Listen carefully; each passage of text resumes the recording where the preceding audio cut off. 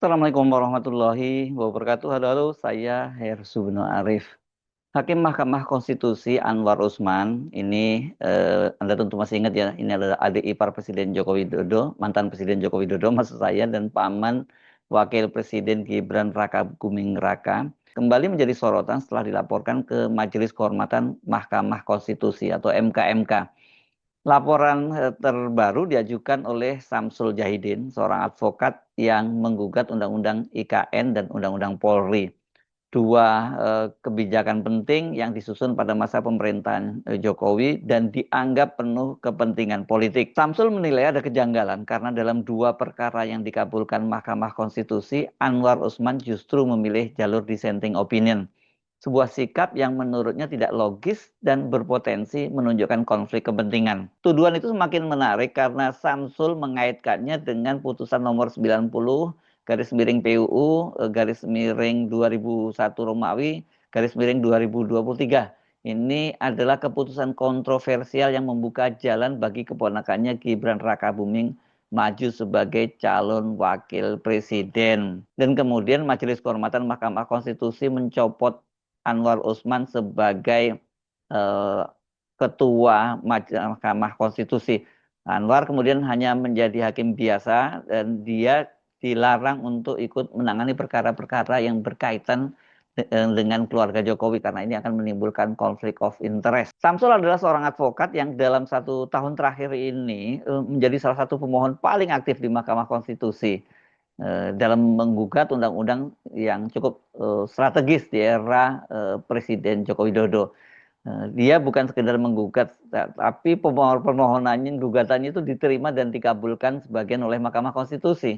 Dalam perkara Undang-Undang Ibu Kota Nusantara, Samsul menggugat salah satu poin yang paling krusial. Ini juga bukan hanya poin, tapi juga isu krusial, yakni hak guna usaha yang bisa mencapai waktunya sangat ekstrim, ini 190 tahun. Ini melalui skema 95 tahun dan perpanjangan 95 tahun berikutnya.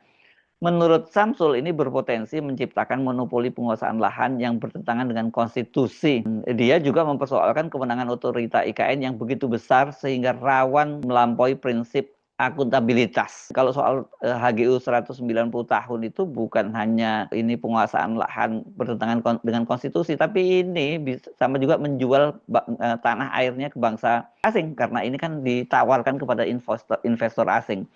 Sebagai perbandingan saja, untuk seperti Hong Kong itu pernah disewakan oleh Cina ke Inggris itu hanya 100 tahun. Ini hampir 2 abad yang ditawarkan oleh Jokowi untuk menarik investor masuk ke IKN. Dalam putusannya, Mahkamah Konstitusi mengabulkan sebagian gugatan tersebut dan menyatakan sejumlah ketentuan harus diperbaiki. Selain Undang-Undang IKN, Samsul juga menggugat Undang-Undang Polri yang menyoroti perluasan kewenangan Polri dan ketentuan yang memungkinkan anggota kepolisian aktif menduduki jabatan sipil. Menurutnya aturan seperti itu berpotensi mengacaukan prinsip check and balance dan memberikan kewenangan Polri yang sangat besar. MK itu kembali mengabulkan sebagian permohonannya dan menyatakan sejumlah pasal dalam Undang-Undang Polri perlu diperjelas dan dibatasi. Dan salah satu yang menghebohkan itu ya putusan bahwa untuk para perwira tinggi, perwira menengah, sampai bintara yang menduduki jabatan-jabatan sipil itu opsinya dua, pensiun atau mengundurkan diri dari institusi Polri. Nah ini yang sekarang sedang ramai sekali diperdebatkan apakah putusan MK itu serta-merta berlaku sebagaimana keputusan yang lainnya atau masih bisa ditawar-tawar dan kecenderungannya kelihatannya ini masih coba dimainkan ini baik dari kalangan dari kepolisian maupun dari kalangan politisi. Dengan dua kemenangan itu Samsul ini ya posisinya sebagai penggugat ini sangat kuat gitu ya dan dia menang kan sesuatu yang artinya ini memberikan legitimasi buat dia untuk juga mengawasi bagaimana pelaksanaan dari putusan Mahkamah Konstitusi dan juga konsekuensi-konsekuensinya. Karena itu ketika dia melaporkan Anwar Usman ke Majelis Kehormatan Mahkamah Konstitusi, pertanyaan yang diajukan itu sangat menarik ya. Mengapa ketika MK mengkoreksi undang-undang era Jokowi, Anwar Usman itu memilih dissenting? Ini dari sini kelihatan ada konflik of interest, ada konflik personal hubungan antara Jokowi dengan Anwar Usman dan juga tentu saja dengan ponakannya Gibran Rakabuming. Lalu bagaimana fakta mengenai dissenting opinion Anwar dalam putusan tersebut? Pada perkara 185 garis miring PUU garis hubung 22 Romawi tahun 2024 tentang Undang IKN, memang benar bahwa Anwar Usman termasuk dalam kelompok hakim yang menyatakan dissenting opinion bersama dengan Daniel Yusmikfuh dan Arsul Sani. Ketiganya berpendapat bahwa permohonan seharusnya ditolak, terutama karena masalah legal standing pemohon yang dianggap tidak memenuhi syarat. Dengan demikian posisi Anwar benar-benar berada di luar arus mayoritas hakim yang menilai ada masalah substansial dalam Undang-Undang IKN. Ini kan total ada 9 hakim di Mahkamah Konstitusi, 6 menyatakan menerima gugatan itu, mengabulkan gugatan itu, 3 menolaknya. Namun situasinya berbeda dalam perkara 114 PUU garis hubung 23 Romawi tahun 2025 tentang Undang-Undang Polri. Tadi saya nyebutnya salah, tahunnya 2024 ya, semuanya tahun 2025. Dalam putusan itu nama Anwar tidak masuk dalam daftar hakim yang dissenting. Dissenting itu hanya diberikan oleh Daniel Yusmikfuh dan Guntur Hamzah. Jadi dari sisi faktual ini Anwar justru sejalan dengan putusan mayoritas yang mengoreksi Undang-Undang Polri. Nah, ini kenapa kok Pak Samsul tetap mengaitkan sikap Anwar dalam perkara IKN dan Undang-Undang Polri, dan kemudian dia mengkaitkannya dengan pola yang terlihat sama sejak putusan nomor 90 yang meloloskan Gibran sebagai calon wakil presiden. Saya hanya menduga-duga karena orang seperti Pak Samsul kan pasti sebagai pengacara dia itu sangat detail ya kalau dia memperhatikan undang-undang, putusan, hakim dan sebagainya.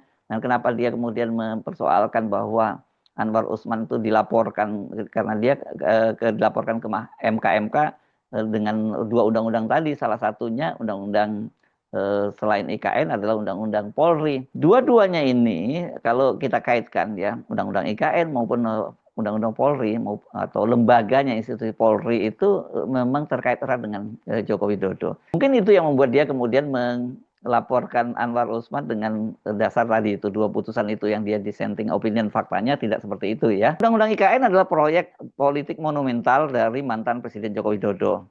Pemindahan ibu kota bukan hanya soal administrasi negara tetapi ikon warisan kekuasaan.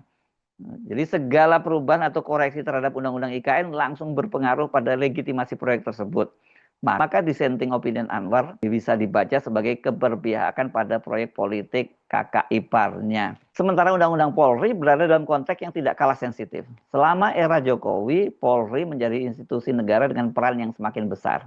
Bahkan kerap disebut sebagai salah satu penyangga kekuasaan politiknya Jokowi. Koreksi MK terhadap Undang-Undang Polri menyentuh ruang strategis tentang bagaimana kekuasaan negara harus dibatasi. Walaupun Anwar tidak dissenting dalam perkara ini, Samsul tetap membaca keseluruhan sikap Anwar sebagai bagian dari pola besar. Untuk melihat lebih jauh apa yang sebenarnya dikoreksi oleh Mahkamah Konstitusi dalam undang-undang itu, kita bisa melihat substansi pada putusan. Dalam perkara Undang-Undang IKN, MK menyatakan bahwa sejumlah kewenangan otorita IKN terlalu besar dan berpotensi mengurangi akuntabilitas demokratis. MK juga mengkritik ketentuan yang memungkinkan hak guna usaha sangat panjang karena tidak sesuai dengan prinsip penguasaan negara untuk sebesar-besarnya kemakmuran rakyat. Dalam perkara Undang-Undang Polri, MK menegaskan pembatasan lebih ketat terhadap penempatan anggota Polri aktif di jabatan sipil dan mempersempit perluasan kewenangan kepolisian yang dinilai dapat melemahkan struktur demokrasi. Dan yang paling ramai diperdebatkan seperti saya sebut sebelumnya, apakah putusan itu serta-merta dilaksanakan atau masih ada tawar-menawar lain dan sebagainya lah, kira-kira itu ya. Soal harus tidak ada tawar-menawar soal harus pensiun atau memilih mengundurkan diri gitu ya. Putusan-putusan ini secara prinsip memperkuat supremasi konstitusi. Namun justru disinilah dissenting Anwar dalam perkara Undang-Undang IKN dibaca sebagai anomali.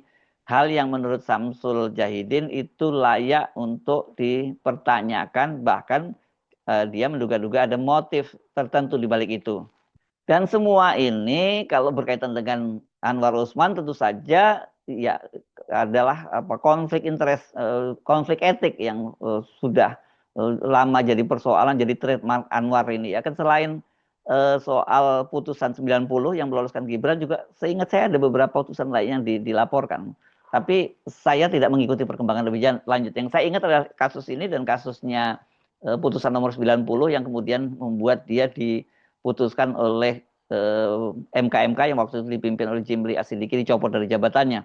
Dalam kasus putusan 90 itu kan Mahkamah Konstitusi mengubah syarat usia minimum bagi calon presiden dan wakil presiden dan itu akhirnya membuka jalan bagi Gibran untuk maju pada Pilpres 2024. Dan putusan itu diambil tanpa sidang pleno, sesuatu yang dianggap menyimpang dari prosedur standar MK. MK kemudian menyatakan Anwar melanggar etik berat dan menjatuhkan sanksi pencopotan jabatan sebagai Ketua Mahkamah Konstitusi tanggal 7 November 2023. Sejak saat itu Anwar itu statusnya dia tetap menjadi hakim, namun tidak lagi menduduki kursi ketua. Dan juga ada putusan-putusan termasuk sengketa pilkada, sengketa bupati, dia tidak sengketa bupati dan wali kota atau gubernur dia tidak boleh ikut bersidang dan juga putusan atau sidang-sidang lain yang berkaitan dengan kepentingan keluarganya Jokowi. Meski begitu, posisinya tetap strategis karena dia masih bisa memegang kewenangan memutus berbagai perkara konstitusional.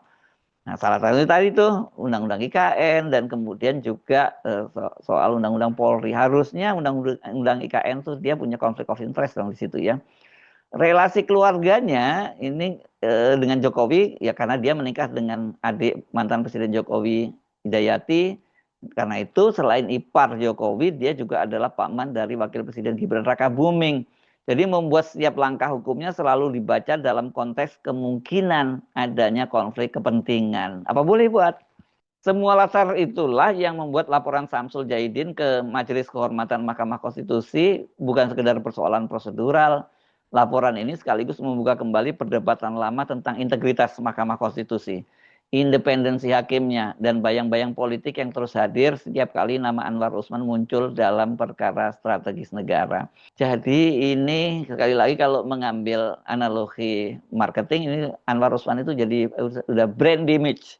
Dan kalau brand image itu ya dia sulit apapun ketika dia melakukan langkah yang benar pun dia sudah tidak percaya. Jadi kalau menganalogikan buah ini jangan menaruh apel busuk dalam satu keranjang yang bersama dengan apel-apel yang lainnya kira-kira gitu karena nanti ini akan menular. Karena kan sekarang ini belakangan ini Mahkamah Konstitusi itu putusan-putusannya itu tampak sekali jauh lebih independen dibandingkan pada masa kekuasaan Presiden Joko Widodo, apalagi ketika Anwar Usman itu masih menjadi ketua Mahkamah Konstitusinya. Saya Subno Arif, sampai jumpa lagi. Wassalamualaikum warahmatullahi wabarakatuh.